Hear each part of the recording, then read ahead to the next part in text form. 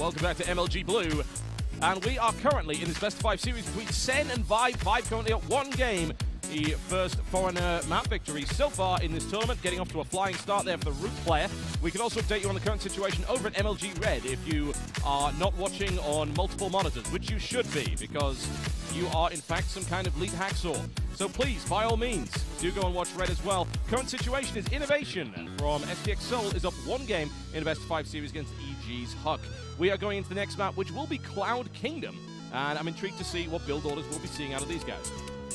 Absolutely, and we're just making sure that the players are indeed ready. And I gotta say, that was a very impressive game number 1 from Vibe, as I think he made a good decision to stick with those mutalisks, because a lot of times what you'll see is players, when they have that pressure at their front of the base, they freak out, they overcommit, they make something like roaches or zerglings, but it's already too late because your opponent had been focusing on making those units, and so he was able to kind of weather the storm, and that's exactly how timing builds work, where if you hold them off and you continue straight ahead without being slowed down at all, then you are just going to wreck their world. But anyways, let's go ahead and hop into the game. Up in the top right side, currently up 1-0 and representing Team Root, it is indeed going to be Vibe. And down to the southwest position in the red trunks, all the way, oh yes, from the other side of the planet, man.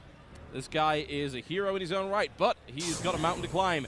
Team Gamma Bears also playing Zerg. He goes by the name of Sen. And I gotta say, I was talking to both these players before the game was getting started, and actually talking to a lot of the players backstage, and I don't know how they managed to actually travel this much for these tournaments, John. I mean, I only had to fly 3 hours, and I'm exhausted. Some of these players flying 16+ hours. As I was talking to Feast, that's how long he was on a plane. Oh, man. So that's something to definitely keep in mind. Is day number 1, not only is there so much pressure, but you also have been on a plane for 16 hours, and you haven't necessarily had too much time to warm up. So it's really the players with the core values, the core skills, are the ones who are going to progress. Yeah, I mean, it comes down to the fact, really, that you often see some players just simply not perform all that well at tournaments like this, even though they're smashing it online, or they happen to show up to a tournament that was near their house and they did really well, and so on and so forth. Travel takes a lot out of you as a player and as a commentator, but I think we have the easier job whereby all we need to do is talk. These guys have to focus on playing the games of their lives in one of the toughest formats they have ever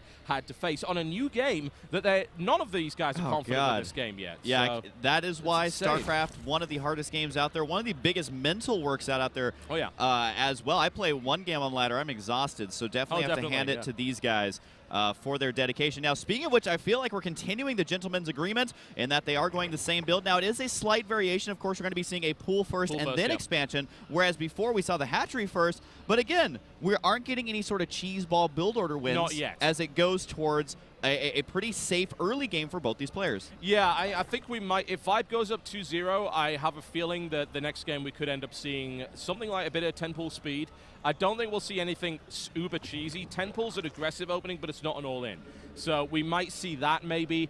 But it's interesting that both of them went pool instead of hatchery. I just feel probably because it's just a slightly smaller map, they feel, oh, right, well, if the other guy decides to get a bit more aggressive, I've just got to be ready for that. And I'm not going to be ready if I go hatch first. So we will see.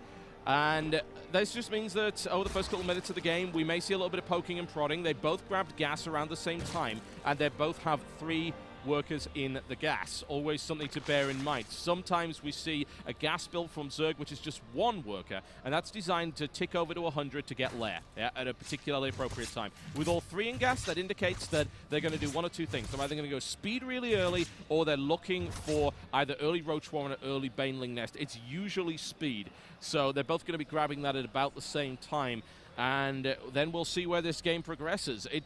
I think it's fairly likely that we will see a return by one of these players to Spire play at some point.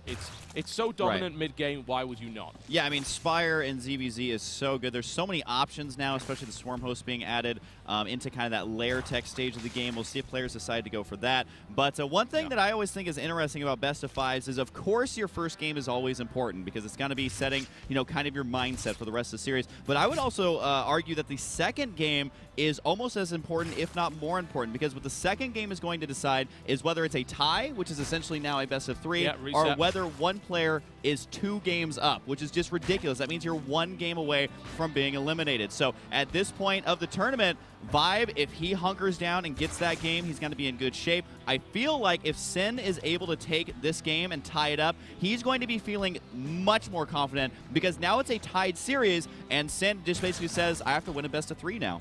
Yeah, I feel in most circumstances when a player goes up 2-0, the majority of the time he's going to 3-0 sweep, because if you are the guy who is down 2 games in that series, you have a lot more factors to consider. With a couple of games in hand, you can throw out builds that would be more risky, that have a chance of losing, but also have a chance of paying off big. So that means that you've got to be thinking, is my opponent going to cheese me in game 3? Or is he going to be playing straight up? So Sen needs to win this, I feel, to get back into this game, and we'll see how it turns out. A little bit of a run-by going on right here. Sen is actually building a lot of lings, and this is an interesting move, considering usually you don't build that many lings at the start because they're easy to cancel out with defensive banelings, especially on narrow ramps. But if you can make a run through the natural, for instance, especially considering that this is going to get really messy right now because there's actually no banelings yet for Vibe. Oh, wow. Sen is going extreme with this. He has the banelings coming in from Vibe. Now, the question is, he's going to triple evolution chamber wall this area. This is a nice move, really nice move, a delaying tactic.